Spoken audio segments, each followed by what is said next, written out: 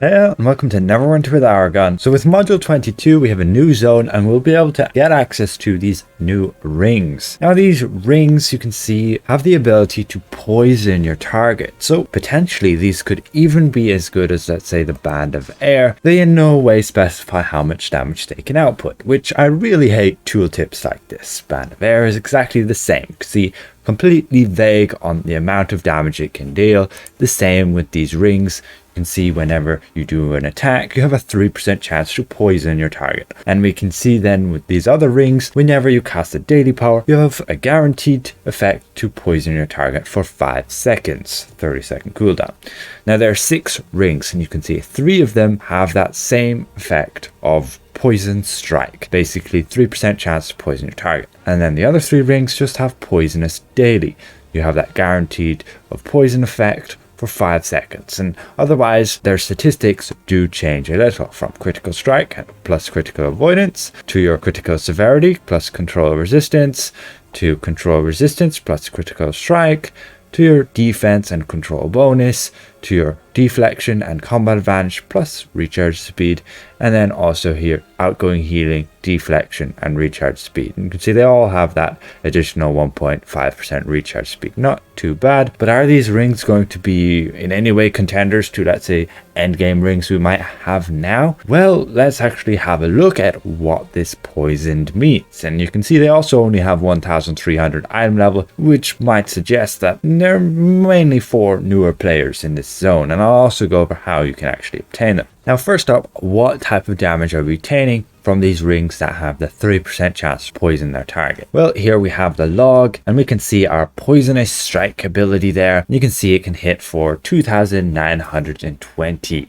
and after 33 minutes of testing, you can see there it did hit quite often, 1248. Now you would want to test this then with this proc, let's say the Band of Air, a bit more often, Touch of Wind. Well, unfortunately, if we go and look at my base attack, so this is using a different ring without that poisonous strike, you can see that we're still getting about 836 hits of Touch of Wind, whereas with the poison strike one we're getting 861. So we did get a little bit more strikes, but in my opinion that's just down to the RNG of it, since Band of Air is only a 10% chance to actually cause an additional hit. So this 3% chance to poison your target and gain poison strike, it only hits for 2920.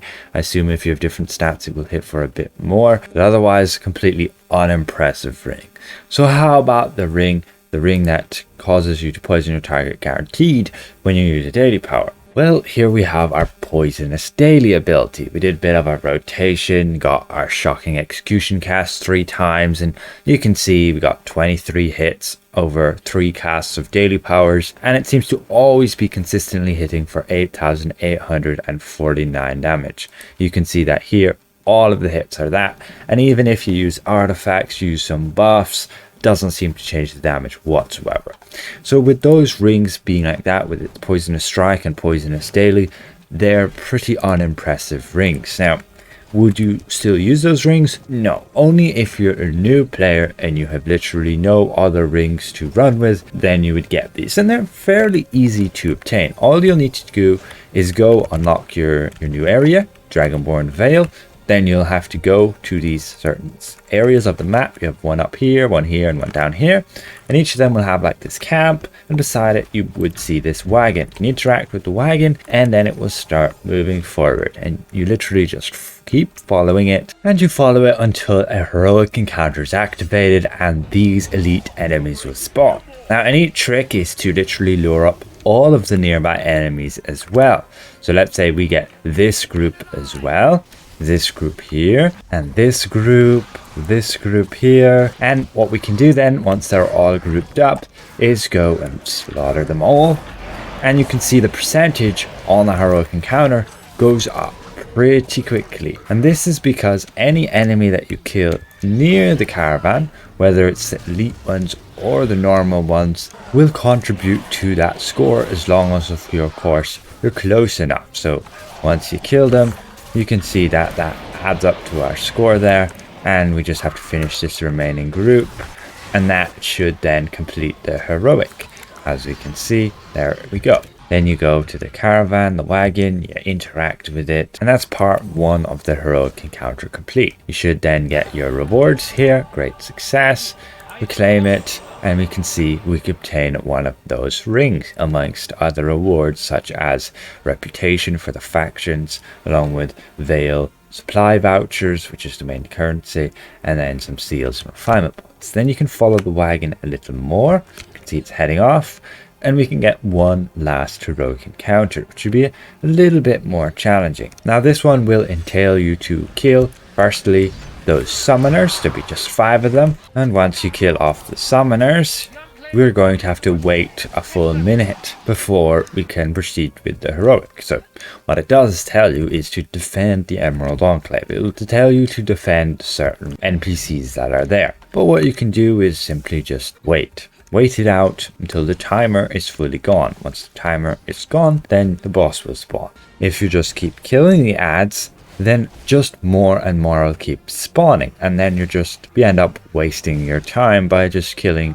waves and waves of enemies. Now once the timer's up, you can see we get our boss, which we're gonna have to go and kill, and we give it all we got, and then he's destroyed, and we should have the heroic encounter complete. Any remaining enemies should just go and disappear, and there you go. Great success. Again, we claim our reward, and you can see that again we obtain another one of these rings. They're a very frequent drop rate, otherwise it's going to be a nice gold farm as well.